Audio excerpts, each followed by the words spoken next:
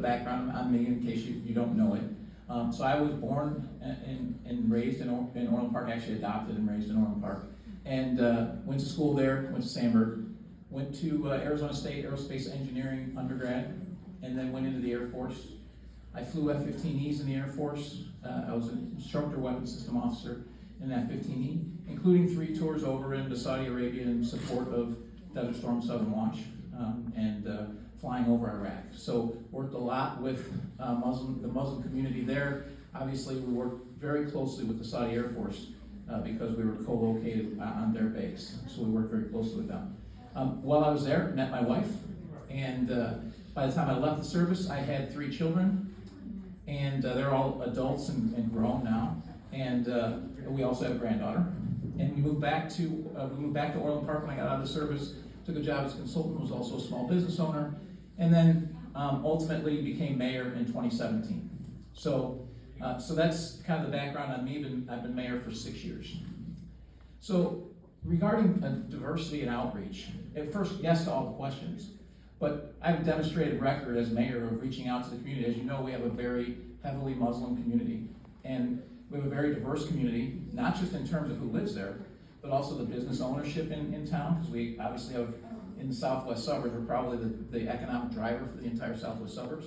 But also, we have a lot of visitors from outside of the community. So it's very, very diverse. We deal with this on a daily basis. I reach out to all members of the community all the time because that's how you really understand what's happening.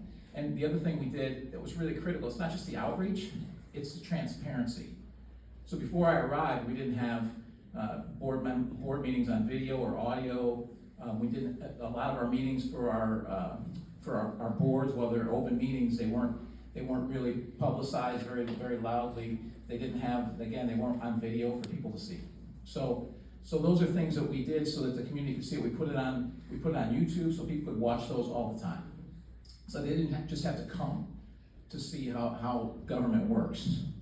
But then I think there's really 3 areas when you look at diversity, I think, when you're talking about it from a government perspective. So first, it's hiring.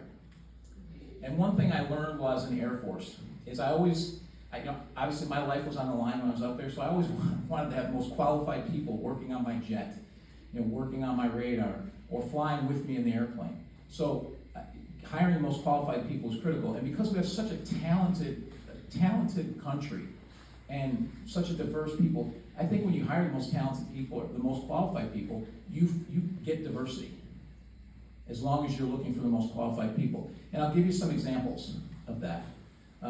In Orland Park, we have a ton of examples of all the diversity. I could make a really long list, but I'll just really focus on leadership.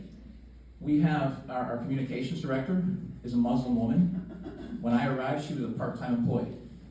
And we promoted her through the ranks because her skills demanded that we do it. And she now runs our communications department.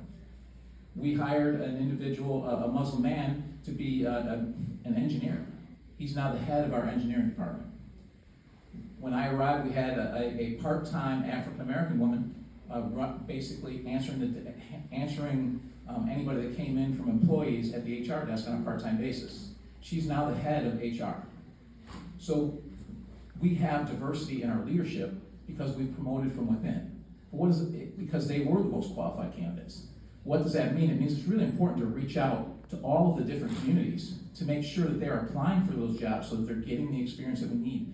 So that at the lower levels, we're getting as many people as we possibly can into the positions. We also have appointed boards.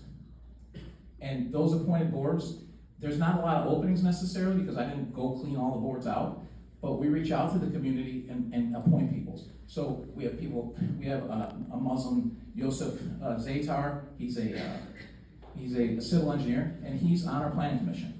We've reached out on the Veterans Commission and brought some people from the Muslim community into our Veterans Commission as well. So we encourage people to apply. And lastly, we have to create an environment where businesses can thrive. And that's for all businesses, so that people who are entrepreneurs, like your community has a lot of, can survive and thrive. So we keep them safe by focusing on public safety, and we also have a thriving economy. So that's really critical. So those are the things that I will also do when I go to Congress. So thank you very much.